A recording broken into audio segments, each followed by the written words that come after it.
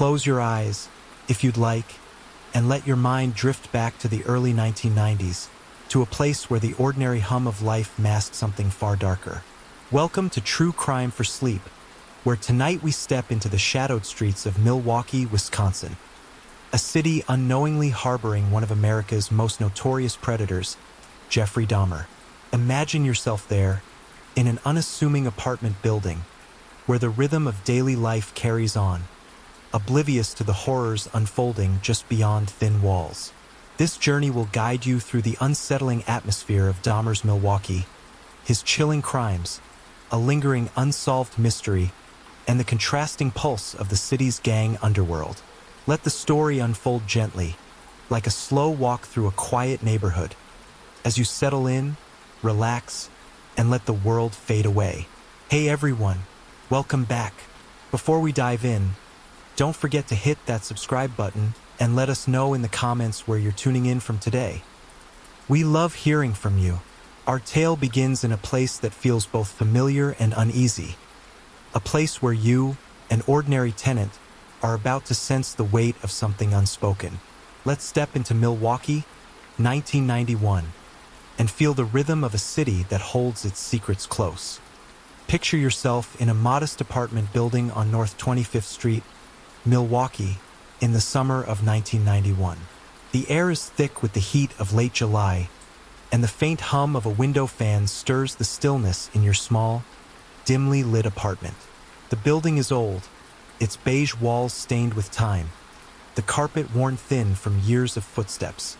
You're a tenant here, perhaps a factory worker or a student, scraping by in a city that feels like it's fraying at the edges. The rent is cheap, the neighbors keep to themselves, and life moves in a predictable, if weary, rhythm. But there's something off. A faint smell lingers in the hallway some nights, sharp and chemical, like cleaning fluid mixed with something sour. You notice it when you pass by apartment 213, where that quiet man with glasses, Jeffrey, lives. You tell yourself it's nothing, maybe just a spilled bottle of bleach or a forgotten trash bin. But the unease settles in, a quiet whisper in the back of your mind. Milwaukee in the early 1990s is a city under strain. The factories that once powered its economy, brewing plants, steel mills, are closing or slowing, leaving workers like you to face layoffs or shrinking paychecks. The streets outside your building are lined with modest brick homes and corner stores. But there's a tension in the air. Racial divides run deep, with neighborhoods sharply split along lines of Black, white, and Latino communities. You hear murmurs of unrest, of protests over police brutality, of a city struggling to hold itself together. At night, the sound of distant sirens weaves into the hum of crickets, a reminder that trouble is never far away. You lock your door a little tighter, not sure why. In your building, the daily rhythm is one of quiet routine. You pass neighbors in the stairwell, a woman carrying groceries, a man in a worn jacket who nods but doesn't speak. But apartment 213, Jeffrey's place, feels different. Sometimes, late at night, you hear footsteps or the faint thud of a door closing. You catch glimpses of young men, often alone, entering his apartment, their faces unfamiliar. They don't seem to stay long, or maybe you just don't see them leave. You shake off the thought, it's none of your business. People keep odd hours in a city like this. Still, the chemical smell lingers, and once you swear you heard a low, mechanical hum, like a drill or a saw, muffled through the walls. You tell yourself it's just home repairs, but the sound sticks with you, a faint disturbance in the night. Life here is a constant balance of vigilance and denial. You walk to the bus stop each morning, past boarded-up storefronts and groups of kids lingering on corners, their eyes scanning the street. The city feels alive but guarded, as if everyone is watching, waiting for something to shift. You read about crime in the papers, robberies, assaults, disappearances, but it's distant, something that happens to someone else. Yet, in your building, the unease grows. A neighbor mentions seeing Jeffrey carrying heavy trash bags to the dumpster at odd hours. Another complains about the smell, but no one calls the landlord. It's easier to ignore, to keep to the rhythm of your own life, work, home, sleep, repeat. And yet, the weight of the unknown presses closer. You don't know it yet, but you're living mere feet from a man who is unraveling, his darkness spilling into the cracks of this tired building. The city around you, with its struggles and divisions, seems to mirror that quiet dread. A sense that something is wrong, but too slippery to name. As you lie in bed at night, the hum of the fan blending with the distant sounds of Milwaukee, you push the unease away, letting the rhythm of the city lull you towards sleep. Now, imagine yourself stepping back from your apartment door, the faint chemical scent fading as we turn our gaze to the man in apartment 213, Jeffrey Dahmer. His story is one that unfolds quietly, methodically, behind a mask of normalcy. To the world, he is unremarkable. A soft-spoken man with wire-rimmed glasses, working odd jobs at a chocolate factory, blending into the rhythm of Milwaukee's working-class life. But within the walls of his small apartment, a darkness grows, one that will claim 17 lives between 1978 and 1991. Let's walk through his story, not with shock or sensationalism, but with a steady, measured pace, as if tracing the steps of a shadow moving through the city. Jeffrey Dahmer's descent begins years before you, our imagined tenant, ever set foot in that building. Born in 1960, he grows up in Ohio, a quiet boy with a fascination for the inner workings of things. Animals, at first, collecting bones and preserving small creatures in jars. It's a curiosity that feels innocent, then troubling, as it lingers into adulthood. By the time he moves to Milwaukee in the 1980s, that curiosity has twisted into something far darker. He is a man driven by a need to control, to possess, to keep others with him in ways that defy comprehension. His apartment becomes a stage for this compulsion, a place where he lures young men, often from marginalized communities, often unnoticed by a city distracted by its own struggles. Dahmer's method is chilling in its precision. He frequents bars and bathhouses, places where the neon lights and hum of conversation mask his intent. He approaches men with a shy smile, offering drinks or money to come back to his apartment for company. Once there, the air changes. He offers them a drink, laced with sedatives, and waits as their eyelids grow heavy. What follows is a ritual of control. Lives are taken, not with rage, but with a cold, mechanical focus. He experiments, seeking ways to preserve what he takes, using chemicals to dissolve or store remains. The smell you noticed in the hallway, that sharp, acrid sting, is a byproduct of this grim work, a trace of the horror hidden behind his door. Yet, Dahmer's crimes go unnoticed for years, enabled by a city and a system that overlook the vulnerable. Police are called to the building more than once. In one haunting instance, in May 1991, a young man, dazed and disoriented, is found wandering nearby. Neighbors plead for help, but officers, seeing Dahmer's calm demeanor and hearing his lies about a lover's quarrel, return the boy to apartment 213. That boy, Konorak Synthesumphone, becomes one of Dahmer's final victims. The police, stretched thin in a city grappling with crime and unrest, miss the signs. The rhythm of their oversight allows the darkness to continue. Dahmer's unraveling comes in July 1991, when a man named Tracy Edwards escapes. Handcuffed, terrified, he flags down police, leading them back to apartment 213. What they find shatters the illusion of normalcy. Photographs of dismembered bodies, containers of remains, a barrel of acid. The apartment, once just another door in your building, is revealed as a house of horrors. Dahmer is arrested, his crimes laid bare to a stunned city. The trial that follows is a quiet reckoning, as he confesses with a detachment that chills, sentenced to life in prison. His story ends in 1994, when he is killed by another inmate, but the weight of his actions lingers in Milwaukee's memory. As you lie in your imagined apartment, unaware of the full truth, the city outside hums with its own rhythm, a place where people vanish, where questions go unanswered.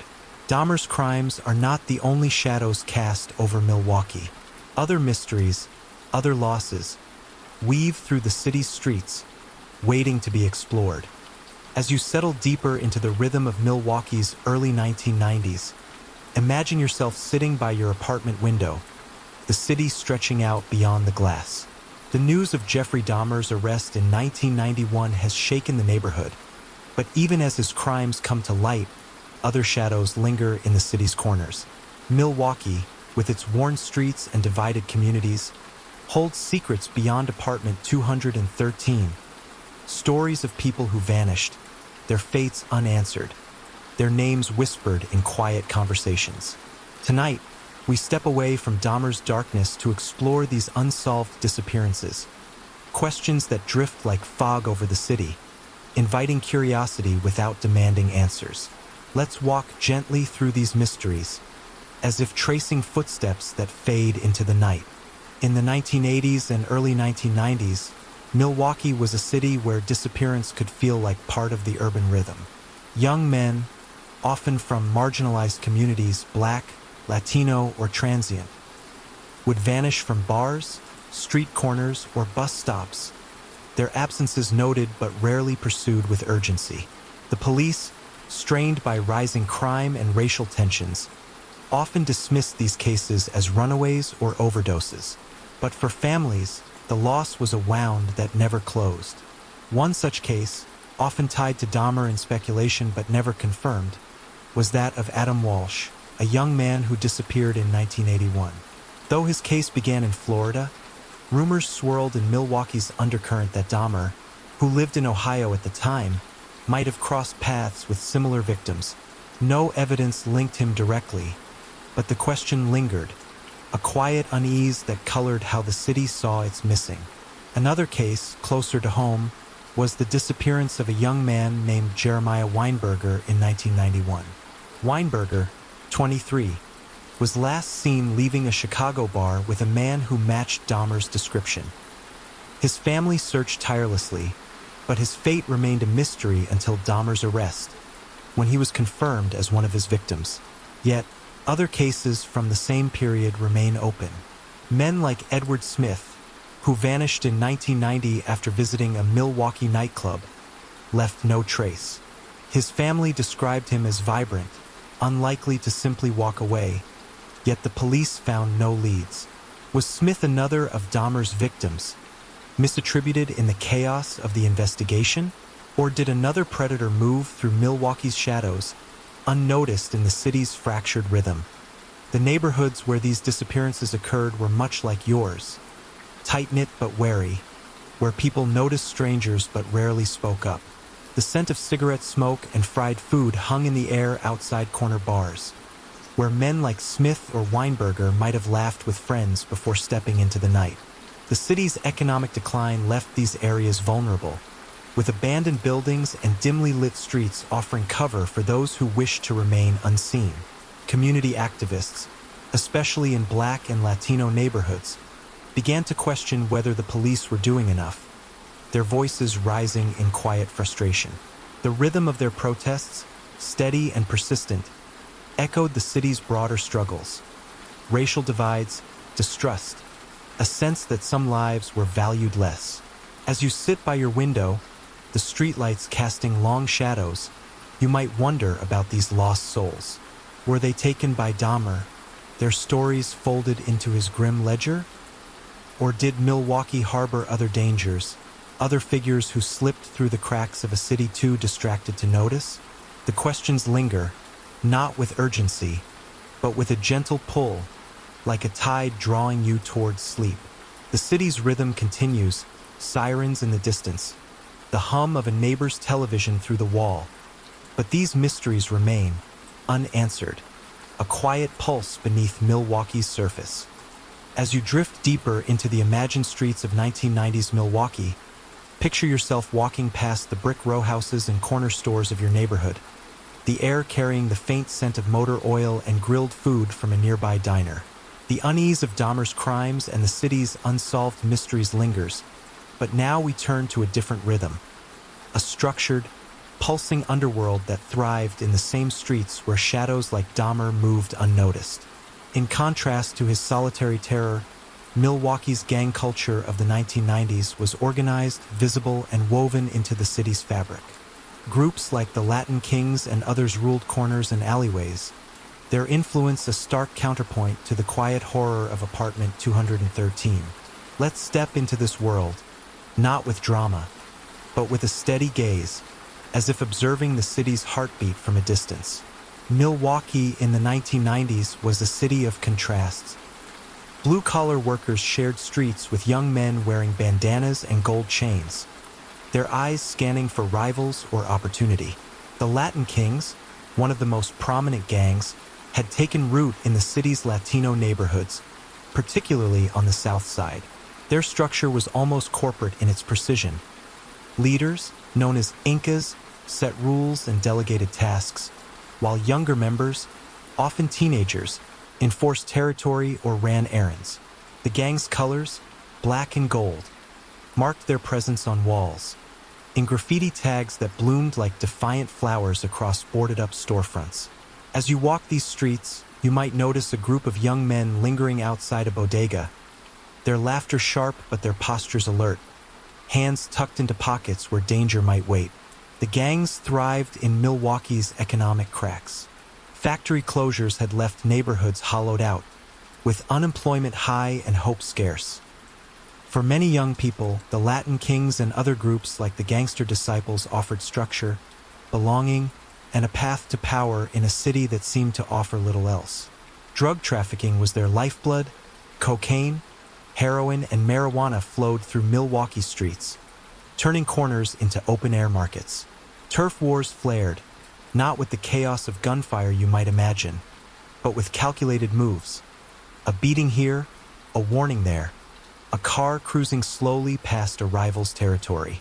The violence was real, but it followed a rhythm, a code that kept the underworld's balance. Lives were lost, yes, but the gang structure gave their world a predictability that Dahmer's chaos lacked.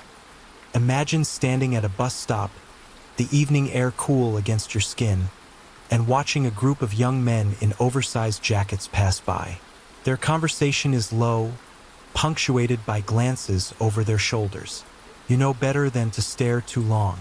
The city's rhythm shifts at night. Stores close early, windows are barred, and the streets belong to those who claim them. Police patrols roll through, their lights casting brief glows, but they seem to skirt the heart of the gang's territory. In neighborhoods like these, the Latin Kings held court, their influence felt in the way people moved, spoke, or avoided certain blocks. Community leaders tried to push back, organizing youth programs or marches, but the gang's pull was strong, offering a sense of family to those who felt abandoned. This underworld, so different from Dahmer's isolated horror, was a public secret. Where Dahmer worked alone, hiding his darkness behind a locked door, the gangs operated in plain sight, their power rooted in numbers and loyalty.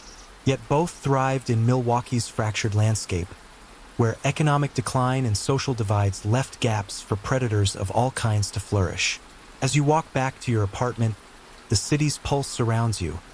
The hum of a distant car radio, the clink of bottles in a dumpster, the faint laughter of someone unseen. The gangs, like Dahmer, were part of Milwaukee's rhythm, a counterpoint to the ordinary lives of tenants like you, who locked their doors and hoped for quiet. As we leave the streets of 1990s Milwaukee, imagine yourself back in your apartment, the world outside fading to a distant hum. The unease of living near Jeffrey Dahmer, the unanswered questions of the city's lost souls, and the steady pulse of its gang underworld linger like echoes, but they belong to another time, another place. You're here now, in the quiet of your own space, where the air is soft and the rhythm of your breath is all that matters. Milwaukee's shadows, though real, are far away, their weight softened by the years. Reflect on the contrast, how the past held such darkness, yet your present offers comfort, safety, a bed to rest in. Let the city's stories drift, like leaves on a slow-moving river, carrying you gently towards sleep. Thank you for joining True Crime for Sleep. Close your eyes if you haven't already, and let the world slip away.